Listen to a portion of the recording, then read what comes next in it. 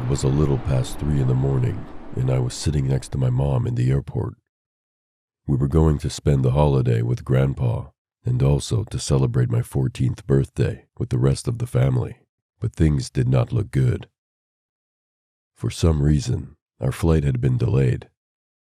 My mom explained it to me, but I was so busy on my phone that I could hardly hear a word she was saying. There was a huge storm approaching. Sitting in the terminal, you could feel the force of the winds. Perhaps that's why the flight was canceled, I thought to myself. I was growing bored and impatient, so I went to the bathroom to make a video call with my friend. As I walked into the restroom, I felt uneasy, and although I was the only one there, I felt a strong presence. I brushed off the feeling, closed the door, and locked it. By the time I took out my phone, the service was gone, almost in an instant. I tried positioning the phone in different angles for a better chance of finding service, but I was interrupted by a loud bang on the door. "Someone is in here," I yelled out to the unidentified person, but the banging at the door continued. I was terrified and immediately tried to call my mom, but couldn't get through to her. Suddenly, the banging at the door was over, and I was relieved for a brief moment until the creaking sound of the door handle started. It was as if the person was violently trying to break in, but why? My heart started to race, and it almost jumped out of my mouth. I became sweaty almost immediately, and my knees began knocking against each other. I screamed again that there was someone in the restroom, but the creaking didn't stop. It eventually got worse and was so intense at one point it sounded like multiple people were outside trying to barge in. Stop, please. This isn't a funny joke," I whimpered as I went weak on my knees, but they wouldn't listen. I immediately thought of a plan to break free from them. I picked up my phone and pretended to call my mom, although there was still no service. I told her to get security, and suddenly the banging stopped. There was a moment of silence, so I decided to dash out and began finding my way back to the waiting hall, but it seemed like the whole airport layout had changed. I couldn't remember where anything was, and everywhere was quiet, almost as if it were abandoned. I stopped for a moment to think what to do, and then I noticed footsteps coming from behind me. My legs began to tremble again, stomach knotted and sweat beating down my face as my heart raced. I used my phone screen as a mirror to see behind me, and there it was, 2 hooded figures approaching as swiftly as I was moving. Immediately, I noticed that service was back on my phone, so I called my mom for real this time.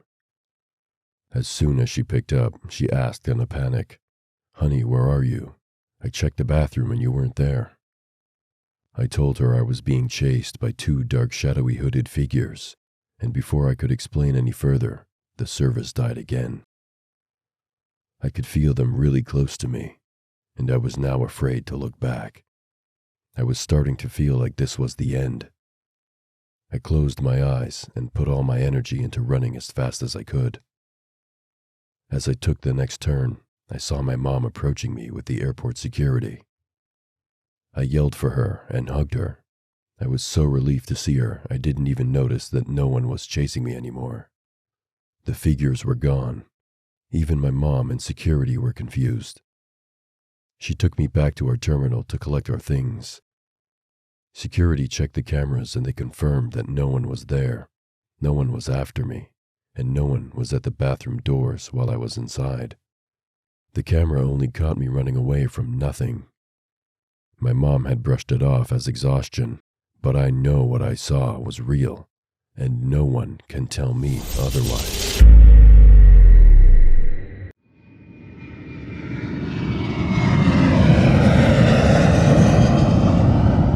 It was my first night shift at the airport since I began working a month ago as a cleaner.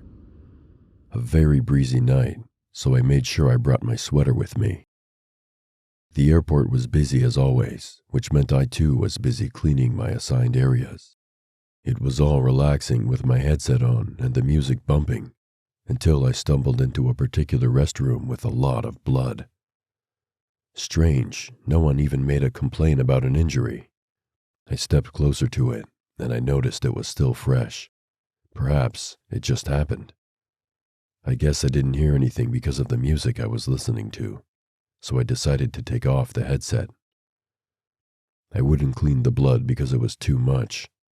I wanted to take out my phone and alert the emergency service, but that was when I realized I must have left my phone in my locker. I abruptly abandoned what I was doing and hurried to the locker room. I was almost there when I heard a loud noise coming from the room I was approaching.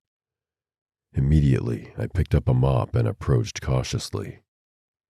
Beginning from the door, I realized something was wrong. The door was opened, but I remember closing it because an employee from another department had reminded me to, and she was also standing to supervise me that night. Everyone knew it was my first night shift, so they wanted to help out. I walked into the room and noticed the lock to my locker was broken. I was startled even more because it had fresh blood on it. This only meant that whoever it was, the person was still there. I could feel my blood pressure rise as I contemplated on what to do. I couldn't make the call there because of how scared I was feeling. I hurried out of the room and shut the door. This time I locked it. I turned only to be startled by the presence of a little girl. She looked no older than 10. She stretched out her hand, and I knew she wanted mine out too. I did her bidding, and she placed something tiny on my palm. It was my SIM card, and it was covered in fresh blood. I was still stunned when I felt the door behind me pounding, like someone was trying to break out. I fell to the ground, gazing with pupils well dilated. The pounding of the door was like 1,000 people trying to break through. At some point, I was sure I heard snarling. The little girl tried to speak to me, but I realized she had a lock on her lips. It was like the more I looked, the worse it became. I screamed and took to my heels. I didn't look back, but I felt the door break. I almost felt someone take out a piece of my cloth, and that was when I passed out due to fear. I don't know how long I was out for, but I woke up and saw a lot of people staring at me. I told them what happened, but they were convinced I must have been high or something. My colleagues confirmed that there was no blood in the bathroom, and the door of the locker room wasn't broken. The worst shock was when they told me that the lock of my locker wasn't broken. I was advised to go home and have some rest. They felt I'd been working too hard, but I was very certain of what I saw. I don't think I'll be going back to work there.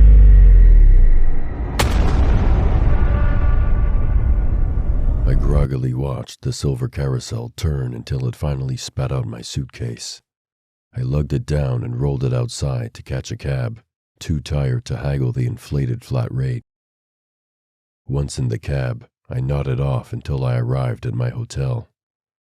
I checked in quickly, eager to finish the nap I'd started on the plane. Upon my head hitting the pillow, I was out. When I woke hours later, I licked the film on my teeth and winced in disgust. I got up, desperate to brush, but when I unzipped my suitcase to fetch my toothbrush, I stared down in confusion. There were stacks of neatly folded dress clothing and a leather-bound book embossed with the word "Memories" within, nothing of my own. I cursed, realizing I must have taken a nearly identical suitcase from the luggage claim by mistake. I dialed the airport's customer service number and listened to the automated list of departments, pressing the Lost and Found menu button as my anxiety built. No lost or misplaced bags had been reported. Try back later. I searched for a phone number on the luggage, but there was no sticker or a bag tag anywhere to be found on the ringed zipper pullers or the handles. Hoping to find a number, or at least a name, I removed the photo album and opened its clinging plastic pages. Upon opening the creaky leather book, I was greeted by black and white photos of smiling faces and rows of text. I tried to ignore them as I scoured the inside jacket for contact information, but I saw no number or name of the luggage's owner. I only saw that word missing in bold, black text. Headlines. I turned the page to see more smiling faces from the various newspaper clippings.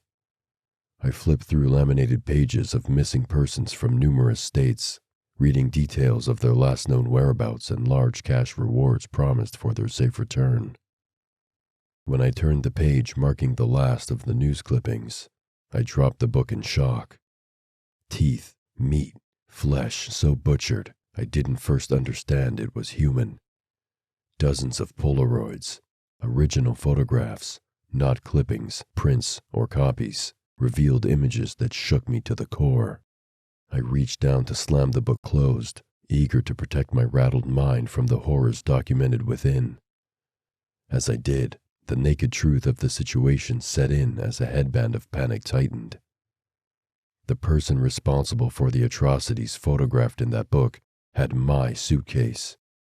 My suitcase, which I'd thoughtfully tagged with a little looped label where I had written my name, my phone number, and my home address.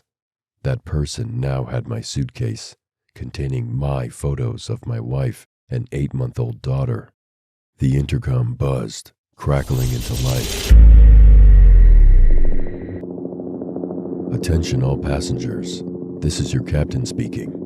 It seems like we're going to encounter some slight turbulence. The seatbelt light is going to turn on, and I strongly suggest that you lift your tray table. I quickly lifted my tray table to the back of the seat in front of me, locking it into position. I looked over to the person seated next to me, who was sleeping on their tray table. I decided to let them be.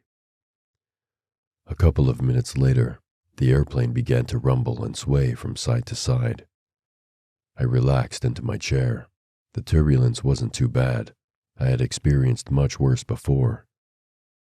I hopped on my phone, looking to kill some time, when the intercom buzzed again. The voice coming from it was quieter this time, so much so that I had to strain to hear it. Attention all passengers, this is your captain speaking. The turbulence will continue for the next minute or so. Please focus on the turbulence. What did he say? I thought to myself. I must have misheard him. The plane began to rock more heavily now, the wings dipping from side to side, causing the passengers to shuffle in their seats.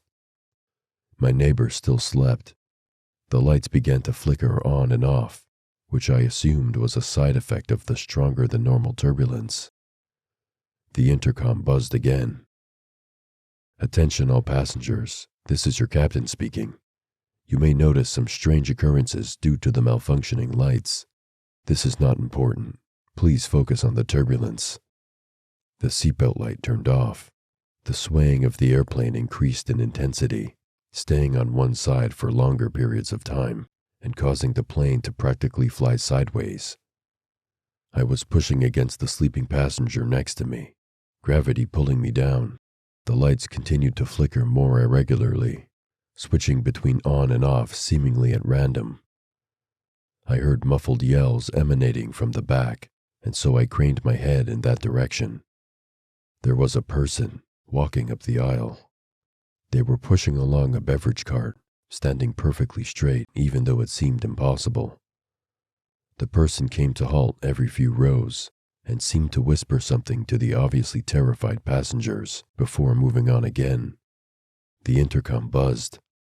Attention all passengers, this is your captain speaking. Apologies for the extreme turbulence. Please do not talk to any of our staff for the time being. Just focus on the turbulence. Thank you for your patience. The airplane swung to the other side, resting completely on a vertical line, and yet the person continued forwards, completely unfazed. The lights flickered and phased as they got closer, and the person came to a stop at my aisle. It was a flight attendant with a bloody smile stretched from ear to ear. She looked at me. "Would you like refreshments?" she asked. I opted to focus on the turbulence instead.